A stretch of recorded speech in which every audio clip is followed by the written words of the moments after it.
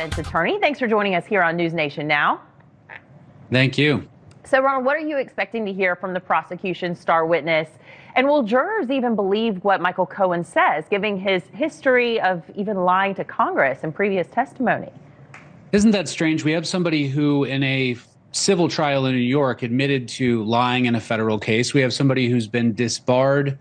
We have that person having lied to Congress, and a letter from Congress really outlining those lies to the Department of Justice. And we still call them the prosecution's star witness in a case. Very strange circumstances that Michael Cohen will be taking the stand under. I expect he's going to keep his answers relatively reserved. And if I was Michael Cohen, I'm really going to start with a tell-all. Fess up, tell the truth, very short answers, and try to get through cross as quickly as possible. That being said, even if he does his best, I'm not so sure it's enough to go the distance for the prosecution. There we go. Well, Trump, of course, has been fined multiple times for violating the gag order. But we've seen Michael Cohen all over TikTok, all over social media, even wearing that T-shirt. I think we've got some video that we can show with a picture of the former president behind bars. Some of the posts have been taken down, and the judge has even gotten involved, telling prosecutors to tell him to knock it off. What do you see between this stark contrast of what a witness who's about to take the stand, and then you've got a former president who at the campaign rally yesterday couldn't even mention anything about what's going on? Well, the gag order does have a very strange impact when we look at a case like this. And I've said this before. Traditionally, the reason a gag order is there is to prevent the case being tried in the public.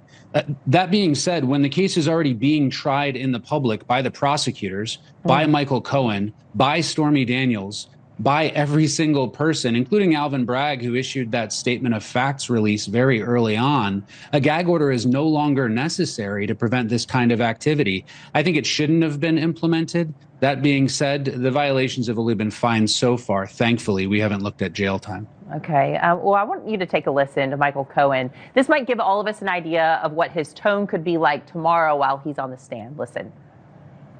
I am ashamed of my weakness and my misplaced loyalty, of the things I did for Mr. Trump in an effort to protect and promote him.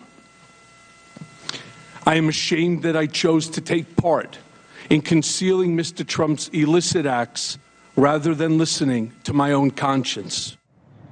So we can't forget, he's the former fixer. He was the former guy who went to bat every single time for Donald Trump. And now this has happened. Is this the same tone you expect to hear? I expect the same thing, but I think the jury's already gotten a preview of this, right? Michael Cohen breaks things so that he can fix them. I think it might have even been Hope Hicks that indicated something like that previously. And I expect he'll take this tone, sort of saying, I take responsibility for what I've done, but it was all being done at the behest of Donald Trump. The problem is, where's the beef? Where is the proof that Donald Trump ordered Michael Cohen to do this? And without Weisselberg on the stand, this is going to be a very difficult thing to prove for the prosecution. And the prosecution is clearly hanging their hat on this testimony. He's the guy that's going to connect all these dots from everything that we've heard from the previous witnesses. Is that a mistake on the prosecution's part? Is it strong enough? No, you would not want to hang an entire case on somebody like Cohen. You're really going to want this case to be strong on documents and other witnesses. And in addition, you're not going to want to end a case with a guy like Michael Cohen. If cross-examination doesn't go well, and this guy's a wild card, so it probably won't, you end up closing your case on a very negative tone, and you have no room to make that up, especially if the defense elects to not call witnesses who have holes like Michael Cohen. They may rest immediately, move towards a motion to dismiss, or even closing arguments by surprise, and try to hold the government to their burden. This is going to be very interesting. We may be looking at a very short week for trial here if the prosecution only has 2 witnesses left, as they indicated on Friday. Interesting.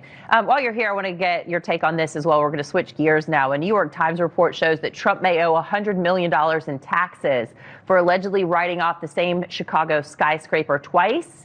So if you were Trump's attorney, let's pretend you're Trump's attorney, and this double-dipping sort of headline comes out during the trial and 6 months ahead of the election, what do you make of all this?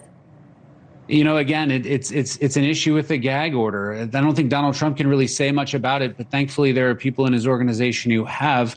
My understanding is the former general counsel of the IRS had looked at this deal and indicated that this sort of tax write-off was supported. I think that this headline is relatively salacious. What we're really talking about here is the IRS disagreeing with how the organization took losses and either deferred taxes or didn't pay taxes on those losses.